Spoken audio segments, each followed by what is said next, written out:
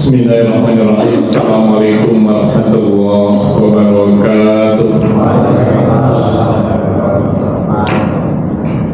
Alhamdulillahilladzi sadaqa wa'dah wa nasara 'abdah wa 'azza jundahu wa hazama al-ahzaba wahdah. Asyhadu an la ilaha illallah wahdahu la syarikalah wa asyhadu anna Muhammadan abduhu wa rasuluhu la nabiyya ba'dah. Amma ba'du, qala Allah ta'ala fi kitabihil karim.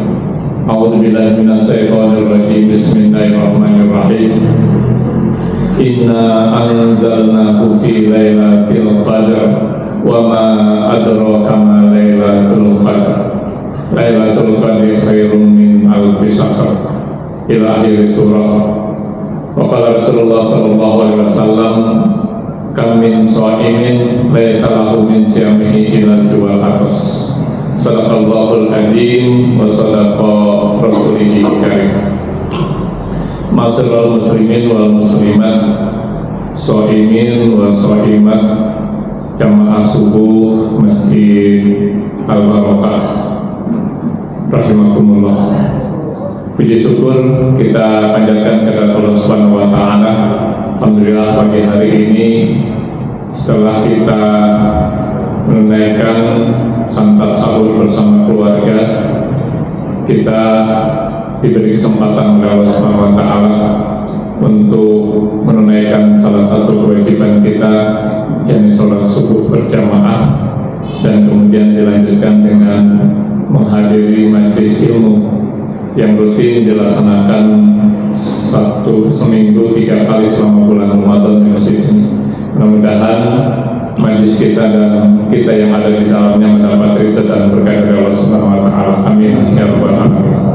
Salawat dan salam semoga tercurahkan pula kehadiran baginda Rasulullah Muhammad sallallahu alaihi wasallam pada keluarganya, sahabatnya, sahabat kepada kita yang masih komitmen mengikuti ajaran dan sunnah-sunnahnya. Tema yang ingin saya sampaikan pada pagi hari ini tentang keberkahan bulan suci Ramadan. Bapak Ibu hadirin dan hadirat rahimakumullah, sudah 10 hari kita menjalankan ibadah puasa. Hari ini ke-11, sudah 10 hari juga, 11 hari kita bersama-sama berada di bulan yang penuh keagungan dan keberkahan, Ramadan 1446 Hijriah. Ya, bahkan sudah memasuki hari yang ke-11 juga. Kita berada di bulan yang salah satu nama lainnya disebut dengan Syahrul Mubarak, bulan yang penuh keberkahan, yakni bulan Ramadan. Pada kesempatan pagi hari ini saya ingin fokus kepada bagaimana kita bisa menggapai keberkahan Ramadan yang menjadi salah satu nama lain daripada bulan Ramadan itu sendiri. Secara garis besarnya saya sebutkan dulu, mudah-mudahan dalam 40 menit ke depan ini bisa kita tuntaskan. Ada 5 untuk bisa kita meraih keberkahan Ramadan. Ya, walaupun sudah 1/4 jalan, 1/3 jalan kita lakukan. Yang pertama, merenungi. Apa yang kita renungi nanti kita jabarkan. Kemudian yang kedua adalah memahami. Merenungi, memahami. Kemudian yang ketiga, kita menjaga Ramadan. Ya, yang keempat adalah menghias bulan Ramadan ini agar kita bisa memperoleh keberkahan. Dan yang tidak kalah pentingnya, bagaimana nanti kita bisa mempertahankan Ramadan setelah Ramadan ini berakhir. Ketika 5 hal ini dapat kita lakukan, insya Allah keberkahan Ramadan dapat kita raih, dapat kita gapai. Bukan hanya sekedar kita berada di dalamnya, tapi betul-betul kita dapat menggapai dan meraih keberkahan bulan Ramadan yang dalam hal ini 1446 Hijriah. Bapak Ibu hadirin dan hadirat jamaah subuh Masjid Al-Barakah rahimakumullah. Merenungi itu kalau bahasa kerennya itu introspeksi, ya. Introspeksi itu melihat apa yang sudah kita lakukan, kemudian memperbaiki, menyempurnakan, ya, dan merencanakan apa yang akan kita laksanakan ke depan. Berkaitan dengan introspeksi ini adalah berkaitan dengan introspeksi bulan Ramadan, ya, yang saat ini sedang berada di tengah-tengah kita. Salah satu keberkahan Ramadan adalah di dalamnya kita diperintahkan untuk melaksanakan ibadah saum, ibadah puasa selama 1 bulan penuh, ayyamam ma'dudat. Yang ini tidak ada di luar bulan Ramadan. Puasa sebulan penuh itu nggak ada, ya. Yang ada puasa-puasa sunnah pun tidak ada yang sebulan penuh. Puasa sunnah yang paling intensif adalah puasanya Nabi Daud. Sehari puasa, sehari tidak. Hari ini puasa, besok tidak. Selanjutnya tidak, besok puasa. Ya, itu puasanya Nabi Daud. Bukan puasanya Nabi Daud, hari ini nggak puasa, besok nggak puasa. Lusanya itu bukan puasa Nabi Daud. Pakai puasa-puasa gitu. Jadi yang perlu kita renungi salah satunya itu yang paling utama berkaitan dengan puasa. Jadi apakah ibadah puasa kita itu hanya sekedar menahan lapar, haus, juga melakukan hubungan suami istri sejak terbit fajar sampai terbenam matahari, atau lebih dari itu? Jawabannya ada pada diri kita masing-masing. Yang tahu persis adalah kita. Berkaitan dengan ibadah puasa, baik tahun yang lalu maupun 10 hari yang sudah kita kerjakan, ya, itu perlu kita introspeksi, menilai, ya. Kemudian termasuk juga berkaitan dengan amalan-amalan yang diperintahkan di bulan Ramadan, ya, misalnya tarawih, tilawatil Quran, ya. Apakah tahun yang lalu kita full tarawihnya? Apakah tahun yang lalu kita khatam Quran 30 juz? Atau kalau kita persempit 10 hari yang lalu, adakah satu malam dari 11 malam yang sudah kita lakukan tarawih kita tinggalkan, ya. Tilawatil Quran hari ini sudah berapa juz dan lain sebagainya. Itulah introspeksi, ya. Introspeksi berkaitan dengan Ramadan yang disebut dengan Syahrul Mubarak, bulan yang penuh dengan keberkahan. Dan yang tidak kalah pentingnya adalah untung apa rugi nih ibadah yang sudah kita kerjakan, ya. Karena Rasulullah SAW mengingatkan kepada kita fokus secara spesifik berkaitan dengan puasa, walaupun sebenarnya berkaitan dengan ibadah-ibadah yang lain. Kan min shaimin laisa lahu min siyamihi ila jual atos. Betapa banyak orang yang berpuasa kagak dapat apa-apa kecuali lapar dan haus doang.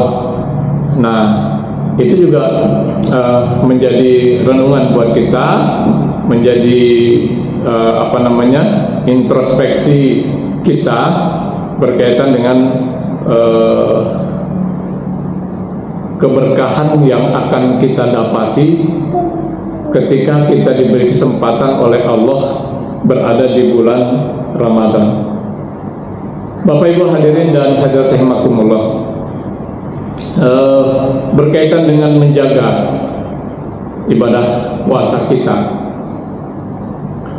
pahami berdasarkan surat Al-Baqarah ayat 183 bahwasanya puasa Ramadan itu jelas hukumnya adalah wajib. Ya ayyuhalladzina amanu kutiba alaikumussyam kama kutiba alal ladzina min qablikum la'allakum tattaqun. Timbul pertanyaan, kepada siapa diwajibkan? Dalam ayat itu disebutkan ya ayyuhalladzina amanu, wahai orang-orang yang beriman. Kalau kita mentadaburi, menelaah kitab-kitab fikih berkaitan dengan puasa, di sana jelas kita dapati bahwa puasa itu diwajibkan kepada seorang muslim.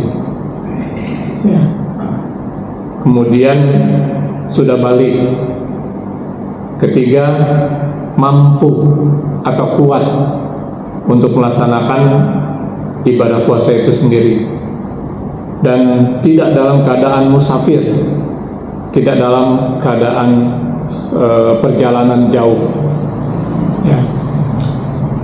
Dengan kata lain, orang kafir itu tidak wajib puasa.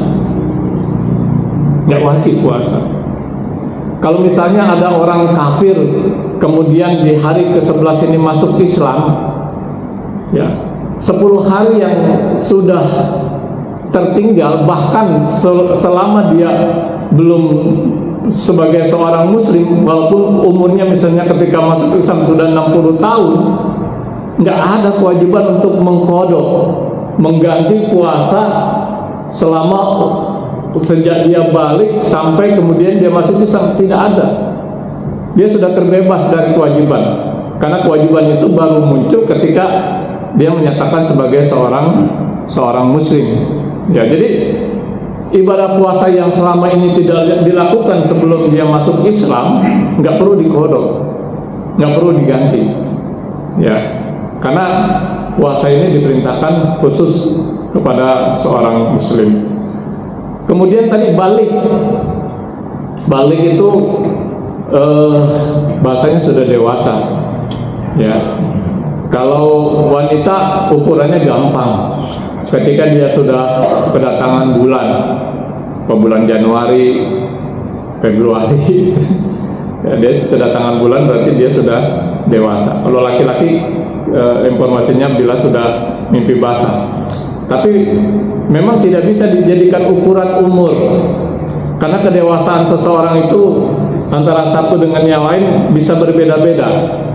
Banyak faktor yang mempengaruhi kedewasaan seseorang, baik fisikis maupun fisik, itu juga membawa perbedaan kedewasaan seseorang. Umumnya diambil rata-rata sekitar 15, ketika udah 15 tahun maka dikatakan anak itu sudah dewasa. Tapi ukuran fikihnya begitu. Wanita bila sudah datang bulan, karena ada yang 9 bulan, anak perempuan 9 bulan, ada yang sudah kedatangan bulan. Mungkin juga ada yang sudah dari 15 tahun belum kedatangan bulan, karena beda-beda. Fisikis kejiwaan seseorang juga mempengaruhi, fisik juga mempengaruhi. Artinya anak kecil nggak wajib puasa. Kalau berbicara wajib, nggak wajib puasa. Meskipun demikian, sebagai orang tua kita dianjurkan untuk mendidik anak kita berpuasa, mendidik dia berpuasa. Karena belum wajib, jangan sekali-kali kita memaksakan anak kita untuk berpuasa. Misalnya di siang hari sedang terik panas, sedang terik-teriknya, jangankan bocah, kita aja merasakan sangat haus dan dahaga sangat kering, itu bocah udah merengek-rengek itu apa ya bahasa kita, udah melas-melis segala macam. Pahami, anak belum wajib, belum wajib. Jadi kita dengan kondisi seperti itu, kita sebagai orang tua jangan terlalu memaksakan. Udah silakan, minum, habis minum puasa lagi nggak apa-apa, gitu. Habis minum puasa lagi, puasa lagi. Ya, asar nengek lagi, ya makan, ntar habis itu puasa lagi. Jadi sahurnya berapa kali tuh? Nggak apa-apa, anak-anak, tapi jangan kita gitu. Bapak-bapak ntar begitu loh, gitu. Pak Agus kan boleh ya, sahur 2 kali gitu kan. Ya, karena apa? Mereka belum wajib gitu. Ya, jadi namanya anak-anak. Tapi alhamdulillah kalau saya lihat secara umum di Kukusan itu pendidikan pelajaran puasa anak-anak itu udah luar biasa ketimbang di daerah-daerah. Ya, daerah-daerah itu karena banyak yang nggak puasa, tukang dagang keliling masih banyak. Kalau di sini nggak ada tukang dagang keliling karena kagak ada yang beli bocah. Kenapa? Pada puasa gitu. Kalau di daerah-daerah tukang dagang yang kaitannya dengan makanan anak itu masih pada ada. Karena kita pahami kita diwajibkan untuk mendidik, mengajar anak-anak untuk berpuasa. Kalau dianalogikan dengan sholat kan gitu, murru auladakum bis sholat wa abna'u sab'in. Perintahkan anak-anakmu untuk mengerjakan sholat ketika berumur 7 tahun dan seterusnya. Nah kemudian orang yang tidak wajib berpuasa dan tidak dituntut untuk mengganti puasa dengan memberikan makanan. Ya, jadi anak kecil, orang yang tidak normal gitu ya, ya itu tidak wajib, ya tidak wajib puasa, tidak perlu mengganti pada hari yang lain. Kemudian orang yang sudah tidak mampu untuk berpuasa disebabkan sakit, ya, dan ada harapan sembuh. Nah, ada sakit, ada harapan sembuh, nah, itu boleh tidak berpuasa. Tapi faidatun min ayamin ukhar, diganti pada hari yang lain. Tapi kalau sakit yang tidak ada harapan sembuh, ya, karena dalam hadis Rasulullah mengatakan semua penyakit ada obatnya kecuali satu. Ya, penyakit apa? Yang nggak ada obatnya? Pikun. Pikun itu nggak ada obatnya. Pikun itu dalam surat Yasin itu dikatakan kembali seperti semula, ya, kembali seperti anak-anak. Orang kalau sudah pikun, ayatnya lupa saya itu, kembali seperti anak-anak, kembali seperti semula kalau dalam bahasa Al-Qur'annya. Ya, bagaimana sih anak-anak? Ya, orang kalau sudah pikun kan gitu, makan disuapin, minum diminumin, mandi dimandiin, yang dieein, cebokin gitu kan, ya, karena banyak atau ada warga kita itu yang berkesempatan mengurus orang tuanya yang sudah pikun itu, baru saja makanan itu dipindah sama anaknya, ya, dibilang apa? Gue belum dikasih makan dari pagi. Ya, padahal makanan itu baru dipindahin gitu. Ini namanya orang pikun. Ya. Belum waktunya sholat, udah sholat. Ya, biarin aja. Ya, namanya orang pikun, dan itu salah satu penyakit yang tidak ada obatnya. Nah, kalau seperti itu tidak faidatun min ayamin ukhar. Dia boleh berpuasa tapi diganti dengan cara membayar fidyah, ya, membayar fidyah. Bapak Ibu sekalian, kemudian yang berkaitan dengan wanita hamil yang sedang menyusui, ya, karena khawatir terhadap kesehatan dirinya dan anaknya juga dia boleh tidak berpuasa. Ya, kalau mungkin faidatun min ayamin ukhar silakan kalau memungkinkan. Kenapa saya katakan kalau memungkinkan? Karena orang wanita hamil itu berapa bulan? 9 bulan. Kalau dia kuat berpuasa, dia boleh berpuasa. Ya, saya ingat waktu istri hamil yang keberapa gitu, karena fisiknya udah kuat, full puasanya, boleh. Tapi boleh juga dia tidak berpuasa karena masalah khawatir terhadap kesehatannya, terhadap janinnya. Dia juga termasuk yang dapat rukhsah untuk tidak berpuasa. Tapi kan kalau misalnya hamil 9 bulan, kemudian menyusui, perintahnya berapa lama? 2 tahun. Ya, puasa setiap tahun. Jadi belum selesai menyusui, sudah datang lagi bulan puasa. Kapan dia mau ganti puasa, kan begitu. Nah, dalam kondisi itu tidak perlu faidatun min ayamin ukhar, tapi fidyatun ta'amu miskin, ya, dengan membayar fidyah. Ya, kami di teman-teman di pengurus zakat di Al-Barakah itu di bulan Ramadan ini sering mendapatkan amanah untuk menyalurkan fidyah, ya, sebagai ganti dia tidak berpuasa. Kemudian wanita yang sedang haid dan nifas itu jelas tidak boleh berpuasa, tapi faidatun min ayamin ukhar. Islam itu jelas sekali, ya. Tidak bisa fidyatun ta'amu miskin kalau itu, ya, tidak bisa. Kalau awal-awal Ramadan puasa itu diperintahkan kan ada pilihan puasa atau membayar fidyah dulu, ya, sebab nuzulnya. Kalau sekarang ada pilihan, saya yakin banyakkan orang tidak, ya, puasa. Mau puasa atau bayar fidyah, ya, saya yakin banyakkan memilih bayar fidyah daripada puasa. Tapi kan nggak demikian, saat ini sudah wajib. Kemudian yang tidak kalah pentingnya adalah musafir. Nah, musafir ini yang melakukan perjalanan jauh, ya. Musafir juga diberikan 2 opsi, ya, 2 pilihan. Boleh dia tidak berpuasa. Kalau dia mau puasa bagaimana? Boleh juga, tidak ada masalah, ya. Kebetulan puasa ini saya melakukan perjalanan. Jadi ketika pulang umroh itu dari Mekah, check outnya jam 8, ya, dalam keadaan berpuasa. Saya tanyakan kepada jamaah, mau puasa apa ini? Puasa aja, ya. Kenapa mau puasa aja? Kan diberi ada rukhsah.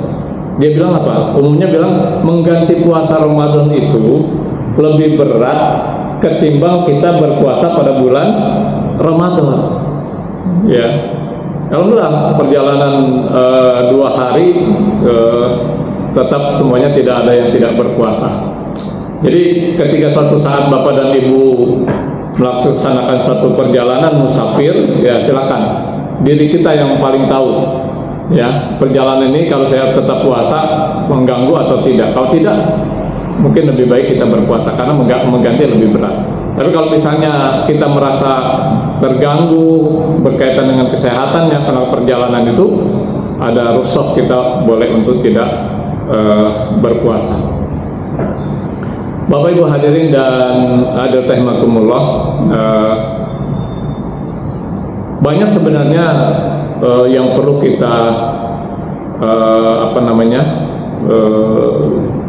jaga, ya, berkaitan dengan ibadah puasa yang kita lakukan agar keberkahan Ramadan itu bisa kita gapai, ya, bisa kita raih, ya. Salah satunya diantaranya memahami kembali secara lebih luas hal-hal yang berkaitan dengan ibadah puasa. Walaupun sebenarnya bukan puasa aja, ya, ibadah-ibadah yang lain yang spesifik Allah Subhanahu wa taala perintahkan untuk kita kerjakan di bulan Ramadan, itu perlu kita tadaburi kembali agar keberkahan itu dapat kita raih.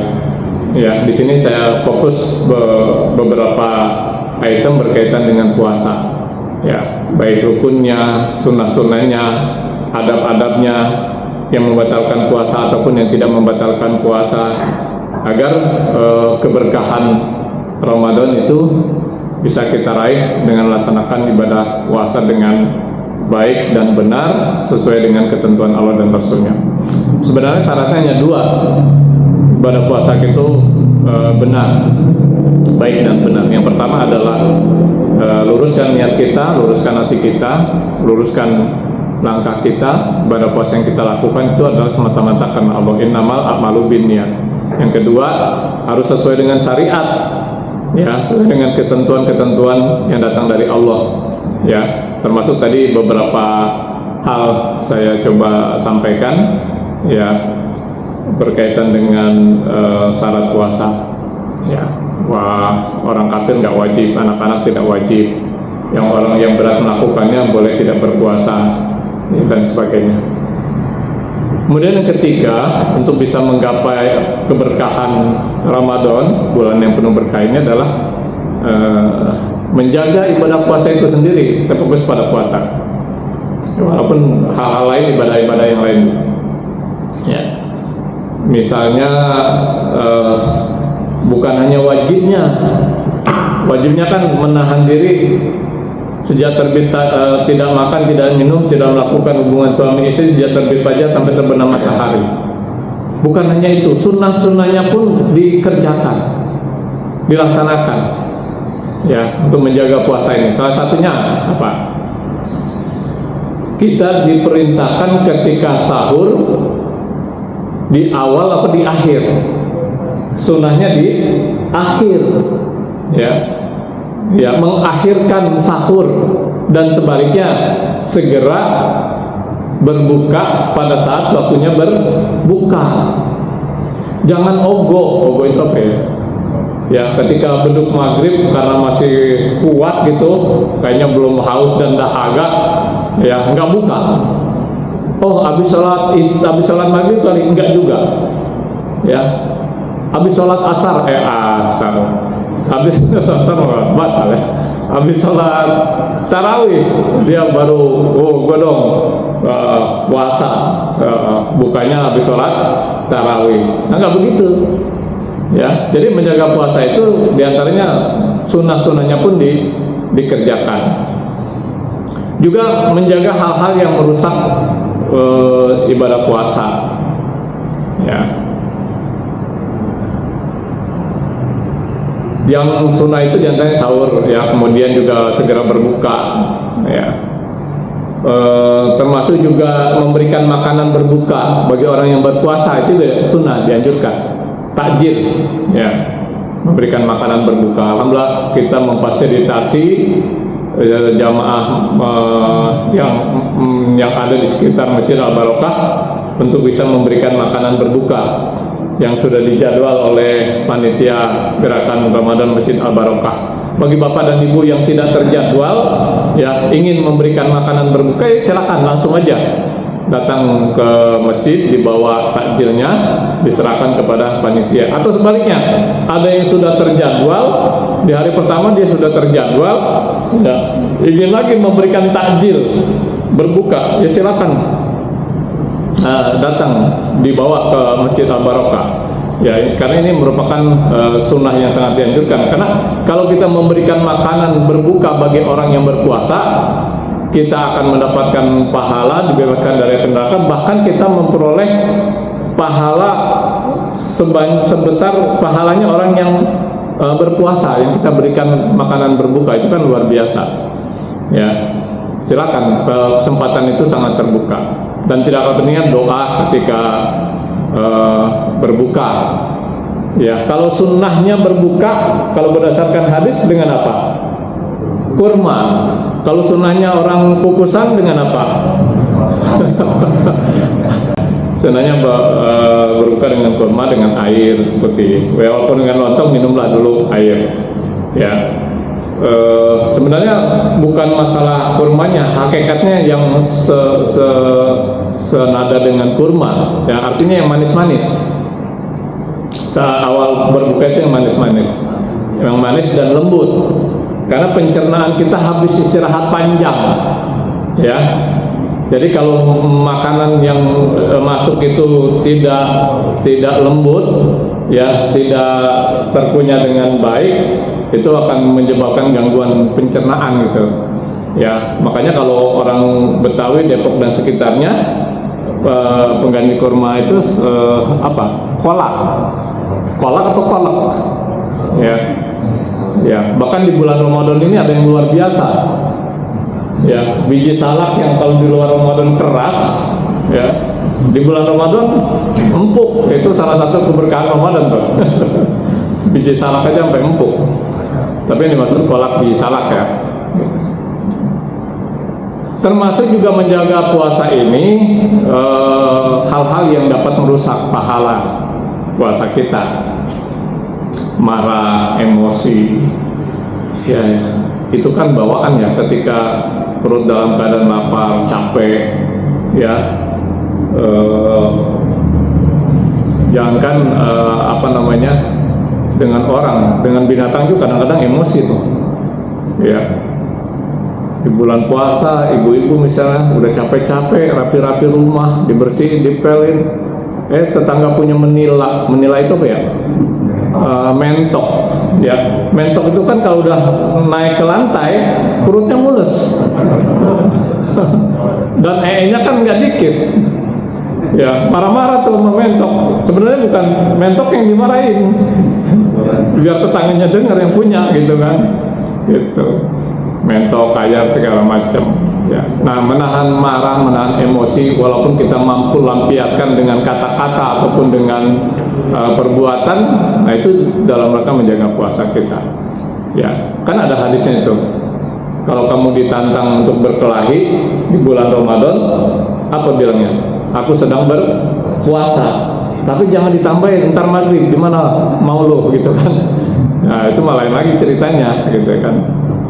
Ya, berkata keji, berdusta, mendengar, melihat yang tidak baik, makan minum berlebihan. Nah, ini juga makan minum berlebihan ini, ya, dan termasuk menyia-nyiakan waktu. Itu juga hal-hal yang perlu kita jaga. Yang keempat, Bapak Ibu sekalian, untuk memperoleh keberkahan Ramadan adalah bagaimana kita menghias, ya, menghias bulan Ramadan. Ya. Bukan berarti secara fisik ya menghias itu, ya secara fisik juga termasuk di dalamnya, ya. Misalnya kalau tempat ibadah dirapikan sedemikian rupa, ya, kalau bangunannya sudah warna catnya sudah agak buram, dicat kembali, ya, sarana dan prasarananya dilengkapkan. Ya, kalau misalnya jamaah merasa panas kalau sholat di tempat di masjid, dibuat bagaimana supaya jamaah bisa nyaman, ya, supaya jamaah juga tidak ngantuk, bagaimana supaya lampunya juga bisa membuat nyaman orang berada di dalamnya. Karena saya pernah ngisi kajian subuh itu di masjid, lampunya gelap, remeng-remeng gitu. Ini pengajian remeng-remeng ini, ya. Jadi kita datang aja bawaannya udah ngantuk gitu, ya. Kalau Al-Barakah kan enak gitu, lampunya bukan hanya terang tapi juga estetik, ya, sehingga orang melihatnya aja udah nyaman gitu, ya. Melihat penataannya, pencahayaannya itu sudah nyaman. Apalagi di kiri kanan ini ada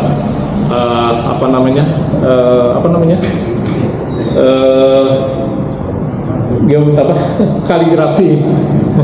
Ini udah luar biasa, ini udah lama sejak kita bangun ini. Catnya masih bagus, ya.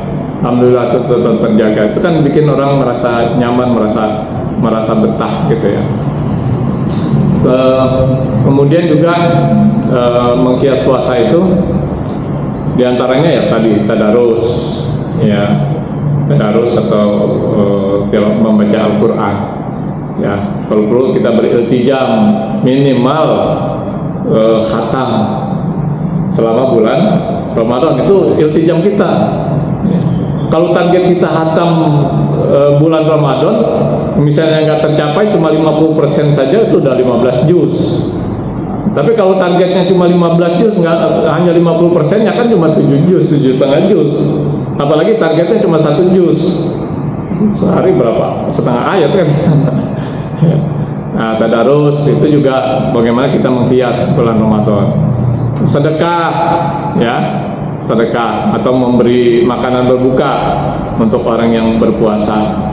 Ya, bahkan kami juga DKM sudah menawarkan persiapan untuk sahur selama pelaksanaan itikaf di Masjid Al Barokah.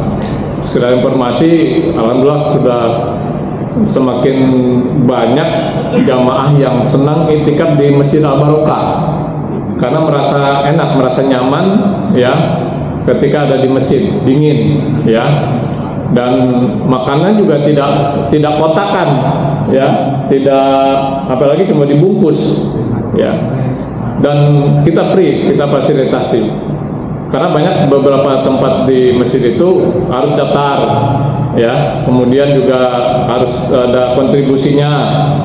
Nah, udah gitu nasi bungkus gitu.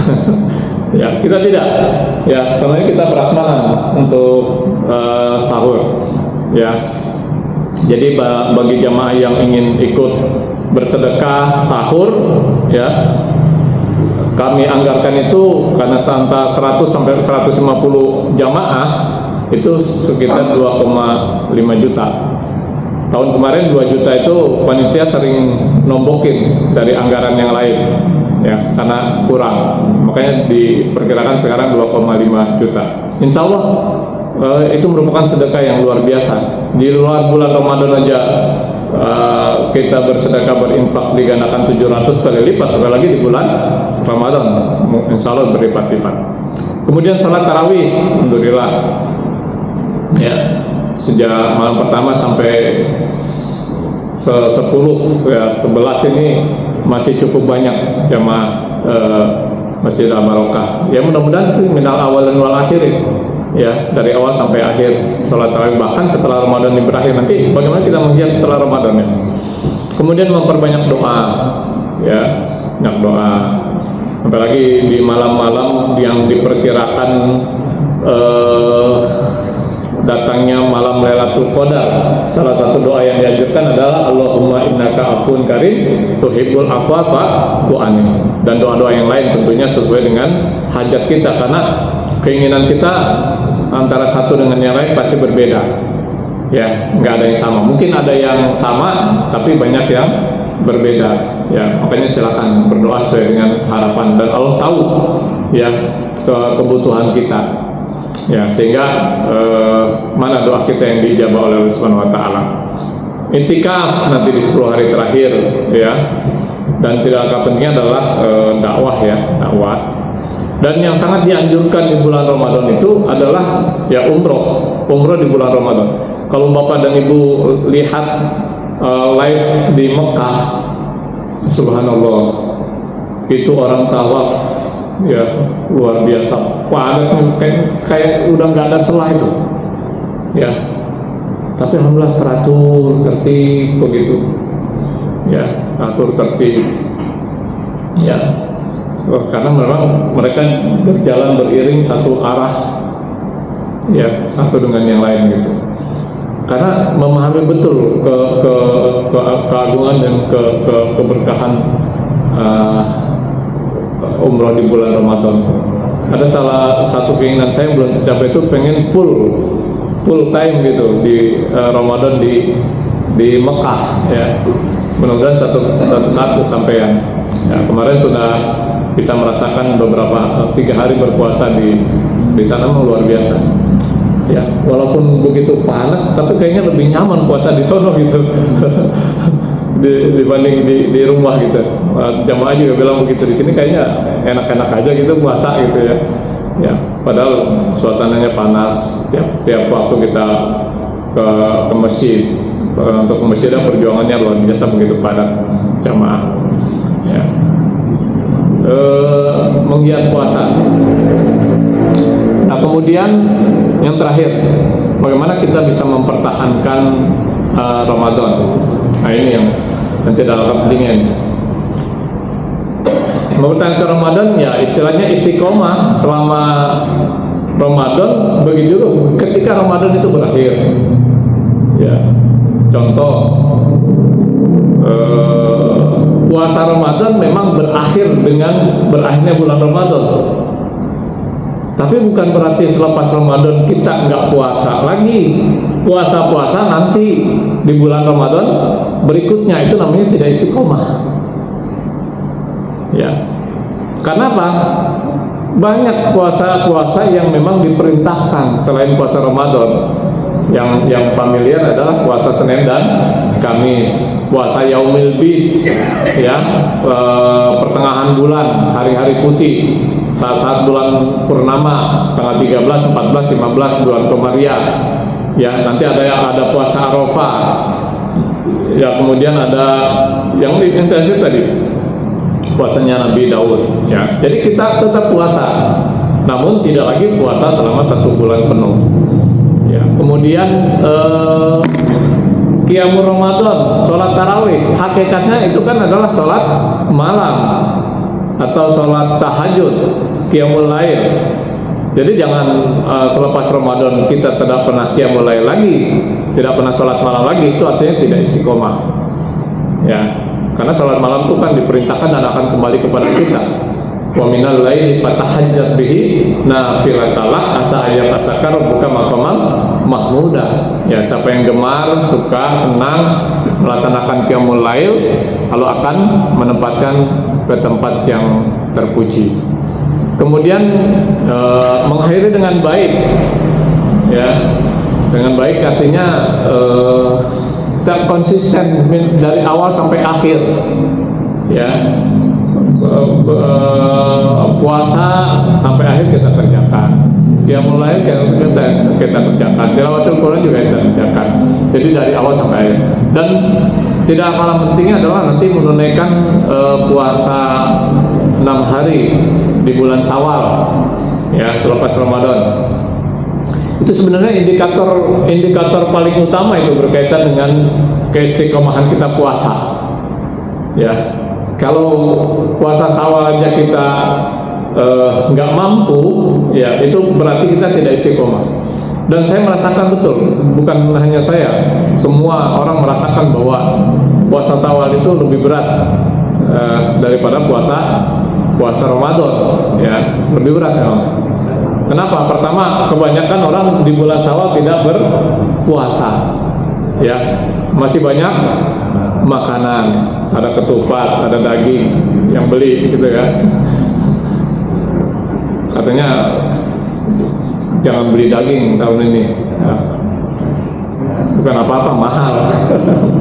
Tapi mahalan cabai kan yang daging. Kemarin informasi di awal-awal cabai berapa? Sampai 200.000. Daging aja nggak ada 200.000, ya, gitu. Jadi puasa Syawal memang lebih berat, ya, tapi ganjaran dan pahalanya luar biasa. Kemudian yang tidak kalah pentingnya berdoa agar ibadah kita di bulan Ramadan diterima oleh Allah, baik puasa, qiyamul lail dan seterusnya. Dan berdoa juga walaupun Ramadan baru berakhir, agar kita bisa dipertemukan dengan Ramadan yang akan datang, yaitu 1440 berapa kali yang akan datang? 47 ya Hijriah. Nah, inilah Bapak-bapak dan hadirin jamaah Masjid Al-Barokah. Ya, jadi salah satu nama lain dari Ramadan adalah Syahrul Mubarak, bulan yang penuh keberkahan. Nah, keberkahan ini kita akan dapati ketika 5 hal tadi kita lakukan, ya, merenungi, menghiasi, menjaga, kemudian